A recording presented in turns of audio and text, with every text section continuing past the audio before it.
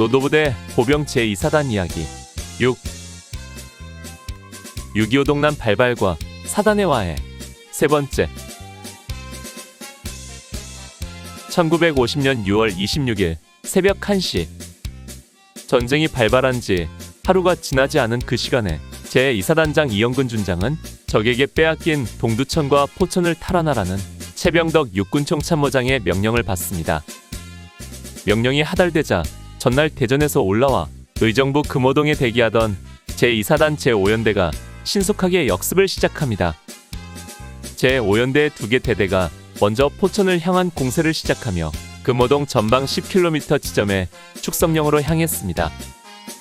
축성령은 포천에서 의정부를 통해 서울로 진입할 수 있는 유일한 통로로 전략적 요충지였습니다. 고개는 그리 높지는 않았지만 구불구불한 길과 한쪽은 낭떠러지로 되어 있어 이곳을 점거하면 적 전차가 쉽게 넘을 수 없는 곳이었습니다. 03시 공격을 시작하여 축성령 입구에 도착한 제5연대는 그곳에 제7사단 제3연대가 있을 것으로 판단하고 그들과 합류하려 했습니다. 그러나 그곳에는 아군이나 적의 보병은 없었고 적 전차들만 고갯길에 포진하고 있었습니다. 이미 적에게 피탈당한 것입니다. 적 전차는 국군을 보자 일제 포격을 가해왔고 전차들의 엄청난 포격에 놀란 제5연대의 2개 대대는 순식간에 대오가 흩어지며 쫓기듯 퇴계원 방면으로 후퇴하였습니다. 그들로서는 처음 보는 전차의 위력에 혼비백산한 것입니다. 문용채 대령이 이끄는 제2사단 제16연대 1개 대대는 26일 새벽 4시에 창동역에 도착하여 행군으로 의정부에 도달했습니다. 이영근 사단장은 곧바로 이들을 분산 퇴각하는 제5연대를 엄호하도록 전선에 투입합니다. 뒤이어 올라온 제16연대 1개 대대 역시 이렇듯 도착 즉시 곧바로 투입합니다. 이들 부대는 현장에 도착하는 대로 대대 단위 또는 중대 단위로 지체 없이 투입되었습니다. 제16연대 예하부대는 이렇듯 도착하는 대로 전선에 투입되어 적 전차를 마주하게 됩니다. 그러나 제1대대 특공대가 로켓포로 선두 전차를 집중 공격했지만 전차는 파괴되지 않았고 진격을 잠시 멈추는 정도에 그쳤습니다. 이에 제16연대 역시 차례로 와해되어 뒤로 후퇴해야만 했습니다. 이것이 바로 말 많고 탈 많은 의정부 전선의 축차 투입입니다. 물론 제7사단이 와해되고 제5연대가 축성령에서 패퇴하여 전선 상황이 급박하기는 했지만 정확한 전선 상황도 파악이 안 된 상태에서 작전 계획 없이 마구잡이 투입되었다는 것은 그야말로 자살행위나 다름없었습니다.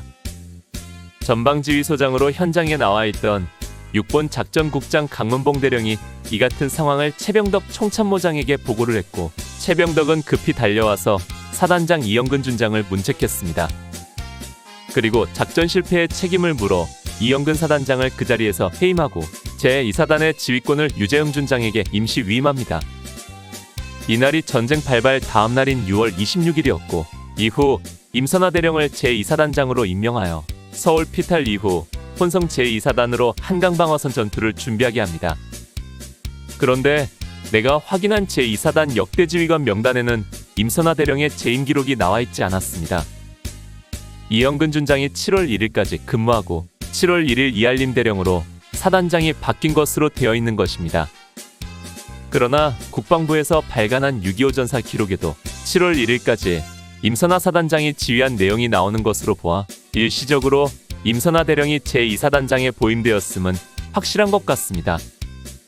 아무튼 의정부 전선의 축차 투입에 대하여 이영근 사단장의 책임이 전혀 없는 것은 아니겠지만 그 근본적인 책임은 최병덕 총참모장에게 있지 않을까 생각됩니다.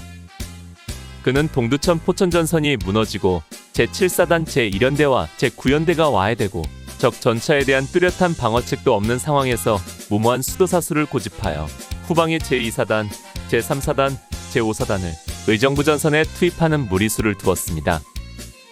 그리고 이미 제3연대가 피탈당한 축성령을 지나 철원까지 역습하라는 명령을 내렸고 그로 인해 축성령이 피탈당한 사실을 모르고 전진하던 제5연대가 적 전차 화력 앞에 패주했던 것입니다.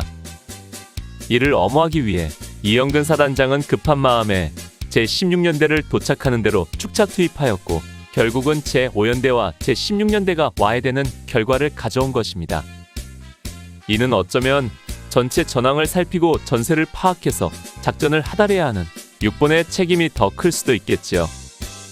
이런 상황에서 패전의 책임을 물어 전투 현장에서 이영근 사단장을 해임한 것은 다분히 최병덕 총참모장의 감정적인 대응이었을 가능성이 크다는 의견이 많습니다.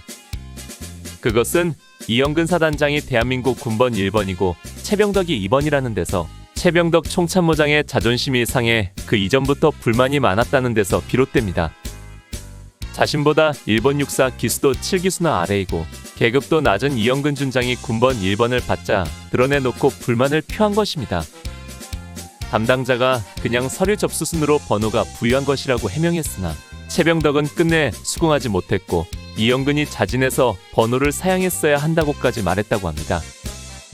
이영근의 회고록에 따르면 그도 이를 인정하고 미군 측에 군번을 양도할 의사를 전달했지만 미군은 우리는 일본군을 재건하는 것이 아니라 새로운 군대를 만드는 것이라며 일축했다고 합니다. 또 최병덕 소장은 일본군에서 병참군수 분야 전문가였고 야전지휘 경험이 없었다는 점을 지적하는 사람들도 있습니다. 아무튼 이러저러한 일들로 인하여 최병덕 참모총장은 이영근 사단장에 대하여 감정이 좋지 않았던 것은 사실인 것 같습니다.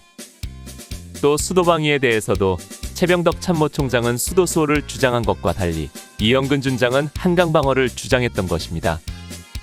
이런 상황에서 수도방어를 위해 역습명령을 받고 의정부 전선에 투입한 제2사단이 소부대 단위로 축차 투입하고 그 결과 두 개의 연대가 괴멸되자 최병덕 참모총장은 이영근 사단장을 해임시켜버린 것입니다. 그러나 만약 같은 기준으로 사단장을 해임한다면 동두천 포천 전투에서 패전한 제7사단장이나 자기의 부대가 어디에 있는지조차 모르고 우왕좌왕한 제5사단장도 해임했어야 합니다. 그러나 이영근 사단장은 해임하고 제7사단장 유재흥 준장에게 제2사단 임시지휘권을 주었다는 것도 최병덕 총참모장의 감정적 대응이라는 것을 뒷받침해주는 것 같습니다. 결국 그런 조치를 했던 최병덕은 사흘 뒤인 6월 29일에 메가더 원수가 패전의 책임을 물어 참모총장 해임을 이승만 대통령에게 요구했고 대통령은 곧 최병덕을 해임하고 정일권을 후임 총참모장으로 세우게 됩니다.